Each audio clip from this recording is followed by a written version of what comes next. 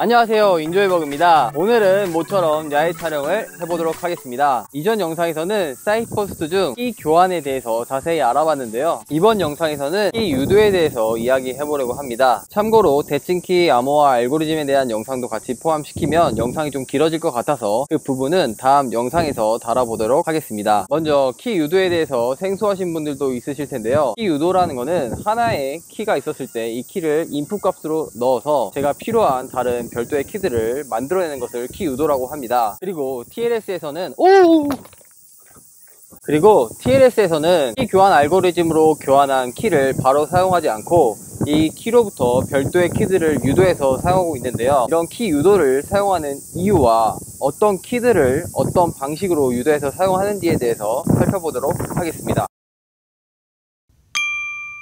자, 이제 키 유도, 영어로는 키 데리베이션이라고 표현하고요. TLS에서는 어떤 키들이 필요하고 어떤 방법으로 키를 유도하는지는 SSL 혹은 TLS 버전에 따라 다릅니다. 초기 버전인 SSL 2.0에서는 메시지 암호화에 사용되는 키와 메시지의 인증값을 생성하는 데 사용되는 키가 동일했는데, 이럴 경우 키가 누출되었을 때 메시지 암호화와 무결성에 모두 영향이 있기 때문에 이후 버전에서부터는 메시지 암호화와 메시지 인증에 사용되는 키를 별도로 유도해서 사용하고 있고, 심지어 메시지를 송신할 때와 메시지를 수신할 때 서로 다른 키를 사용합니다. 예를 들어 TLS 1.2에서는 클라이언트와 서버에서 사용되는 맥 생성 키, 암호화 키, 이니셜 벡터 값을 각각 유도해서 사용하고 있습니다. 이렇게 별도의 키를 유도해서 사용한다면 이 중 하나의 키가 유출되더라도 영향을 끼칠 수 있는 범위가 그만큼 적겠죠. 여기서는 TLS 1.2와 TLS 1.3 기준으로 설명을 드리되, 개발자분들이 키 유도 방법을 직접 활용하실 수 있게 예제 코드도 보여드리고 참고하실 수 있는 자료도 함께 소개하는 방식으로 진행하려고 합니다. 먼저 TLS 1.2까지의 버전에서는 수도 랜덤 펑션을 직접 RFC 문서 내에 정의해서 사용해왔는데, 여기서 수도 랜덤 펑션이라는 건 예를 들어 제가 32바이트의 키를 갖고 있는데 48바이트가 필요해요. 이럴 때 수도 랜덤 펑션에 제가 갖고 있는 32바이트의 키를 넣고 비슷한 수준의 랜덤 값을 갖고 있으면서 제가 원하는 길이인 48바이트의 키를 뽑아낼 수 있는 그런 함수입니다. 혹은 제가 32바이트의 키 4개가 필요하다면 수도 랜덤 펑션에 제 키를 넣고 32바이트 곱하기 4 길이만큼 랜덤한 값을 뽑아내고 이걸 4개로 쪼개서 4개의 키로 사용할 수도 있습니다. TLS 1.3에서는 hkdf라는 함수를 사용합니다. 이것도 내부적으로 hmac을 사용하고요, extract와 expand 함수로 이루어져 있습니다. hkdf는 다른 어플리케이션에서도 사용하실 수 있으니까 프로젝트를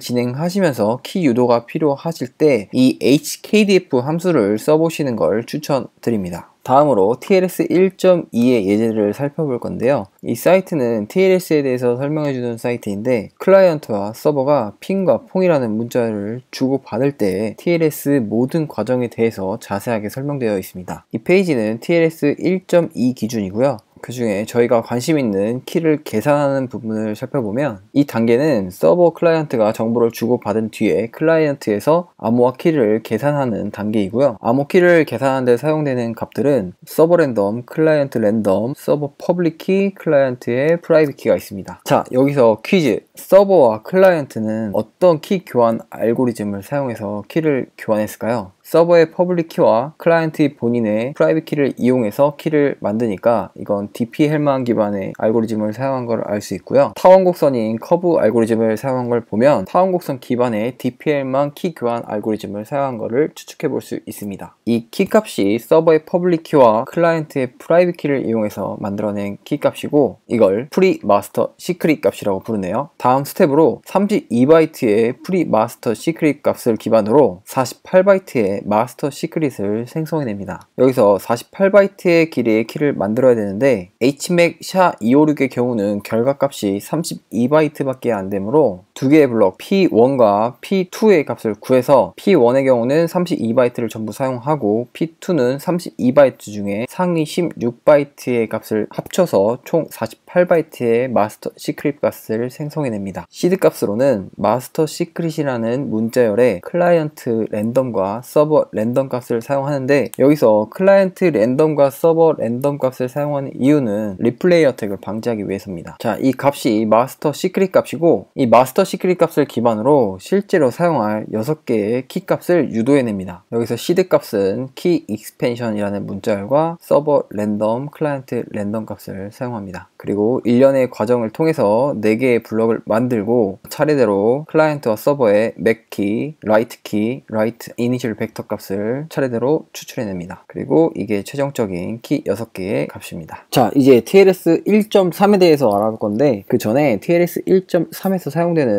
HKDF에 대해서 좀 먼저 살펴보도록 하겠습니다. 이 사이트는 HKDF를 테스트해보고 예제 코드도 확인할 수 있는 사이트인데, 참고로 제가 소개해드린 모든 사이트는 제 영상의 소개 부분에 모두 다 정리해서 공유해드리도록 하겠습니다. 이렇게 비밀값인 인조이버그라는 값과 솔트 값을 지정하고 원하는 키 길이를 넣고 생성을 하면 이런 식으로 키를 유도해낼 수 있는 거죠. 이 예제 코드를 좀 살펴보면 HKDF는 extract 함수와 expand 함수로 나눠져 있고, 보통 키를 유도할 때는 extract 함수의 인자로 솔트 값과 패스워드 값을 넣어서 수도 랜덤 키를 만들고, 이 수도 랜덤 키를 expand 함수의 인자 값으로 넣고 키 값을 생성해내게 됩니다. 참고로 expand 함수의 두 번째 인자는 옵션 값인데요, 이 라벨 값도 가능하면 TLS의 예제를 참고해서 사용하시는 것이 좋습니다. 그리고 HKDF는 이렇게 extract 함수로 수도 랜덤 키를 먼저 생성하고, 이 수도 랜덤 키를 기반으로 expand 함수를 여러 번 호출해서 여러 개의 키를 생성해낼 수 있고요. 다만 이 extract 함수를 연속해서 2번 호출하는 것은 안 된다고 정의되어 있습니다. 간단하게 extract와 expand 함수가 어떻게 동작하는지 살펴보면, 먼저 extract 함수는 솔트 값과 키 값을 입력받아서 hmax 값을 리턴해주는 역할을 하고요. expand 함수는 extract 함수에서 생성한 수도 랜덤 키와 라벨 값과 원하는 키의 길이 값을 받아서 원하는 키 길이를 생성할 때까지 반복문을 돌면서 키를 생성하고 그걸 리턴해주는 역할을 하게 됩니다. 자, 이제 TLS 1.3에서 extract 함수와 expand 함수가 어떻게 사용되는지 살펴보도록 하겠습니다. 네, 이 문서는 TLS 1.3 스펙 중 키 유도에 대해서 설명하는 부분이고요. 우선 이렇게 훑어보면 TLS 1.2와 비교해서 굉장히 복잡한 것처럼 보입니다. 그 이유 중에 하나가 프리쉐어드 키라는 개념도 생기고, 핸드쉐이크 과정에서 데이터를 암호화하기 위한 키도 별도로 유도하기 때문입니다. 지금 말씀드린 이 두 가지는 TLS 1.3에서 새로 추가된 기능인데, 간략하게 말씀드리면 프리쉐어드 키는 기존의 TLS 세션을 맺었던 상대방하고 다시 한번 세션을 맺을 때 기존의 키를 활용하는 방식이에요. 이거는 TLS 1.3의 특징인 제로 RTT를 지원하기 위해서 필요한 부분이고요. 제로 RTT란 건 키를 교환하기 위해 일련의 과정이 필요 없이 처음부터 암호화된 메시지를 교환할 수 있다는 것을 의미합니다. 그리고 TLS 1.3부터는 TLS 핸드쉐이크 과정에서 주고받는 모든 데이터에 대해서도 암호화를 진행하는데, TLS 1.2까지는 이 핸드쉐이크 데이터들을 암호화하지 않았습니다. 그래서 TLS 관련 공격들 중에 TLS 핸드쉐이크 과정에서 주고받는 사이퍼스투를 변조하는 공격들이 있어요. 예를 들어 클라이언트가 본인이 지원 가능한 사이퍼스투 목록을 서버에게 보내는 과정에서 말로리가 이미 취약하다고 알려진 사이퍼스투로 메시지를 변조해서 보내게 되면, 서버에서는 하위 호환을 위한 설정이 있었을 때 해당 취약한 사이퍼스투를 사용하게 되는 겁니다. 이런 것들을 완벽하게 방어하기 위해서 TLS 1.3에서는 핸드쉐이크 과정에서 주고받는 데이터들도 암호화를 하게 되고, 이 부분이 핸드쉐이크를 위한 암호화 키를 유도해내는 과정입니다. 이 전체적인 키 유도 과정을 보면 HKDF extract 함수와 derive secret 함수를 사용하는데, 이 derive secret은 HKDF expand label이라는 함수를 내부적으로 사용하고, 이 함수는 또 내부적으로 HKDF expand 함수를 사용합니다. 결과적으로 봤을 때는 extract 함수를 호출하고 생성한 키를 기반으로 expand 함수를 호출해서 통해서 여러 개의 시크릿 값을 만들어내고, 다시 한번 이 extract 함수를 통해서 수도 랜덤 키를 만들어내고, 이 수도 랜덤 키를 이용해서 expand 함수를 사용하고, 그 결과로 여러 개의 시크릿 값들을 유도해내게 되는 겁니다. 네, 이 페이지가 TLS 1.3에 대해서도 설명한 데이터가 있는데, 이쪽에서 어플리케이션 키를 계산하는 쪽을 보면 좀 더 정확하게 어떻게 함수들을 활용했는지 확인하실 수 있습니다. 자, 여기까지 키 데리베이션에 대해서 알아봤고요. 소개드린 자료들은 영상 하단에 링크로 정리해서 올려드릴 테니 좀 더 확인해 보시길 바랍니다. 다음 영상에서는 대칭키 암호화 알고리즘과